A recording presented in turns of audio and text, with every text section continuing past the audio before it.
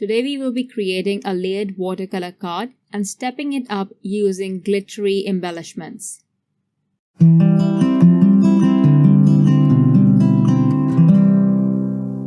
Hi there everyone, welcome to Creative Coloring with Erum. Today's card turned out so pretty. I have been making these quick cards. This one was also going to be one of the quicker cards, but when I finished watercoloring it, I liked it so much that I thought I'd add a few layers to it just to step it up. So I will be using the Build a Flower Wild Rose stem set and the coordinating die for it. The one thing that I really like about this stamp is that there's this tiny bunch and a very delicate floral vine. Both these images have coordinating dies. I will stamp a couple of flowers and leaves onto A2 watercolor cardstock in embossing ink and then pour over crystal clear embossing powder. You can also use white embossing powder. I also think that golden peach embossing powder is going to look very nice with the colors that I'm using. But I wanted to use crystal clear embossing powder because that would give me a very light outline. It won't be very visible and prominent, therefore it will give me a very soft look. To color, I will first apply water to the petal and then I will drop in the cherry blossom pigment. I will make sure to keep this towards the flower center or just covering half the petal, and then on the tip of the petal I will drop in Tea Party pigment. Make sure this is light because as you can see I am adding very light pigment. I have taken this pigment on my palette and then I have watered it down a little bit and then I have added it onto a wet petal, further lightening it down. I will keep on adding color to the petals in the same manner and I will go back in again to add a darker pigment closer to the flower center. This is very easy watercolor, you guys, and the embossing makes it easier. If the embossing, clear embossing is hard for you to see, please make sure you change your embossing powder color. It is not necessary for you to use clear embossing powder. I use it because I love it. I love the look, I love the softness of the clear embossing powder. But the golden peach embossing powder and the antique gold or the rose gold gives you the same effect, or maybe even better. It will give you a different kind of look. It will give you a festive or a regal look. For the leaves, I will apply water all over the image. I don't care if it's going out of the lines. It's absolutely fine. Then I will add green on the middle part of the leaf.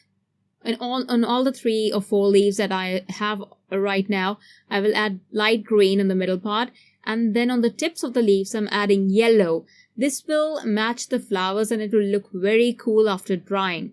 Then I will add a darker green pigment on the ends of the leaves, the connecting points of the leaves.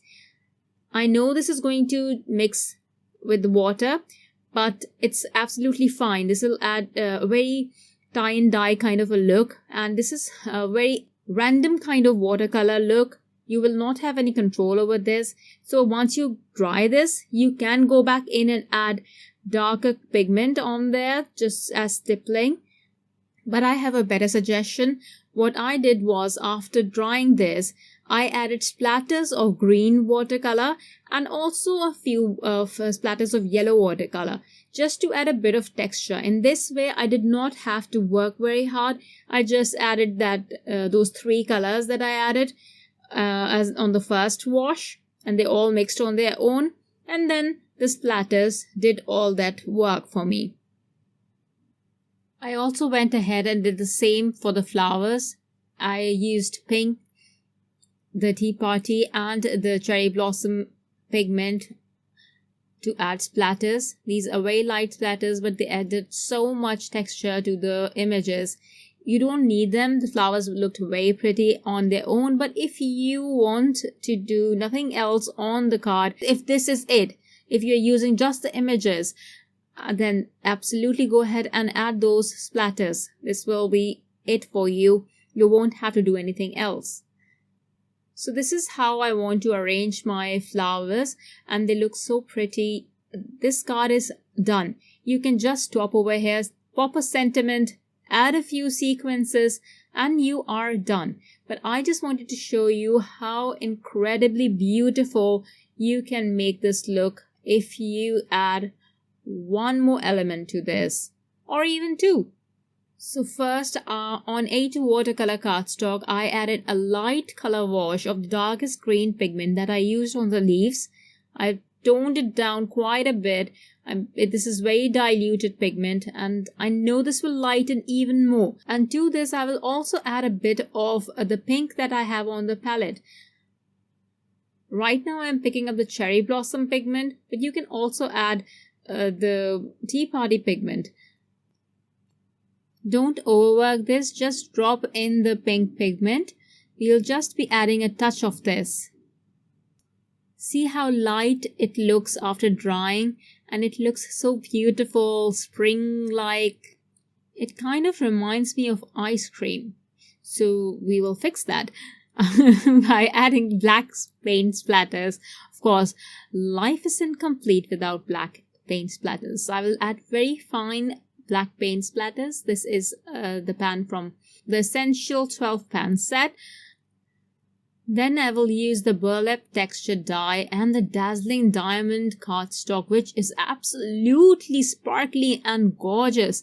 I will use these, take out a die cut, and this looks so stunning, you guys, especially with these light colors. It looks absolutely beautiful. I will snip this off from the middle. Now I will attach it in a way that it peeks out from behind my floral arrangement. I will adhere everything with foam tape. Once done, I will adhere some gems and my sentiment tab. Then I noticed that I forgot to color in those stamens. For this, I will use the white gel pen and just fill in those tiny stamens. And that's it. My card is ready and it is absolutely beautiful. I haven't created a card like this in a while and it looks so pretty. I usually don't say this for my cards, but this one turned out really, really nice. Maybe because of all the sparkle and the light colors. I hope you like it as much as I do. Thank you everyone for watching. See you soon. Bye.